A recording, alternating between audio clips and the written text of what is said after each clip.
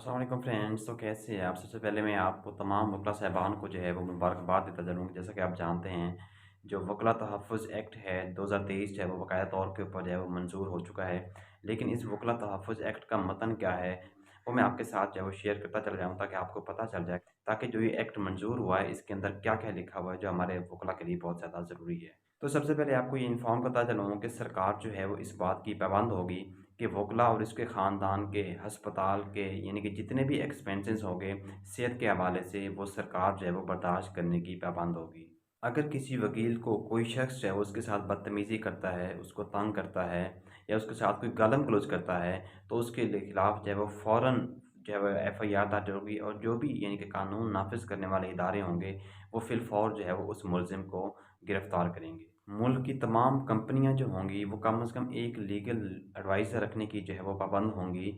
अगर वो legal adviser नहीं रखेंगी तो इनके खिलाफ जो है वो कार्रवाई होगी और जो एक लीगल एडवाइज़र होगा वो बैक वक़्त यानी कि एक वक़्त में कम से कम 3 कंपनियों को यानी कि वो लीड कर सकेगा।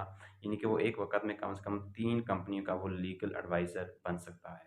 अगर वकील के साथ कोई बदमाशी करता है, उसके साथ कोई बदतमीज़ी करता है, तो उसके खिलाफ जो है वो दहशतगर्दी की एक्ट लगेगी और उसके खिलाफ जो है वो पुलिस जो है वो फ़िलफ़ौर जो है वो उस मुलज़िम को गिरफ़्तार करेगी और उसका जो यानी कि इन्वेस्टिगेशन होगी वो इंस्पेक्टर लेवल से कम ऑफ़िसर जो है वो नहीं कर सकेगा और 14 दिन के अंदर-अंदर जो है वो इसकी तफ़्तीश मुकम्मल करना होगी और इस केस को कम से कम जो है वो 6 माह के अंदर-अंदर जो है वो हर सूरत हाल में कंप्लीट करना होगा। इससे ड्यूरेशन जो है वो ज़्यादा नहीं हो सकता, यानी कि 6 महीने के अंदर-अंदर जो है वो इस प्रोसेस को कंप्लीट करना पड़ेगा। इसके अलावा आपको ये भी इन्फॉर्म करता चलूँ कि किसी भी वकील को जो है वो फ़ौजदारी मुकदमात के अंदर जो है वो गिरफ़्तार नहीं किया जाएगा। अगर किसी वकील के ऊपर जो है वो यानी कि फ़ौजदारी का मुकदमा दर्ज हो चुका है, तो फ़िलहाल उसको जो है वो पुलिस अरेस्ट नहीं कर सकेगी। अगर किसी वकील के क्लाइंट की जो उसकी जो इम्पोर्टेंट मालूमात है, वो पुलिस से इसके अलावा कोई भी इन्वेस्टिगेशन अथॉरिटी जो है वो लेने की मजाज़ नहीं होगी। इसके अलावा आपको ये भी इन्फॉर्म करता चलूँ कि ये जो मतन है ये बहुत ही ज़्यादा इम्पोर्टेंट है कि काम करने के दौरान अगर कोई प्रैक्टिसिंग लॉयर है, अपनी प्रैक्टिस के दरमियान जो है वो उसकी डेथ हो जाती है, तो जो सरकार है, जो हुकूमत है, उसके लवाहिकीन को जो है वो स्केल 18 के बराबर जो है वो मरात देने की पाबंद होगी। तो अगर बेसिकली देखा जाए तो ये ऑब्वियसली यानी कि बहुत ही ज़्यादा इम्पोर्टेंट है वकला के, तो अगर देखा जाए तो ये वकला के लिए एक बहुत ही बेहतरीन जो है वो एक इम्पोर्टेंट पॉइंट है। अगर पुलिस ने या किसी और इदारे ने अगर किसी वकील को जो है वो गिरफ़्तार करने की कोशिश की, तो उसके खिलाफ जो है वो फ़िलफ़ौर जो है वो सख्त जो है वो कार्रवाई की जाएगी। तो ये थे जनाब चंद इम्पोर्टेंट जैसा कि आप जानते हैं, अगर बेसिकली देखा जाए तो पिछले काफ़ी अरसे से जो है वो ये यानी कि जो बिल है वो पेंडिंग में पड़ा हुआ था।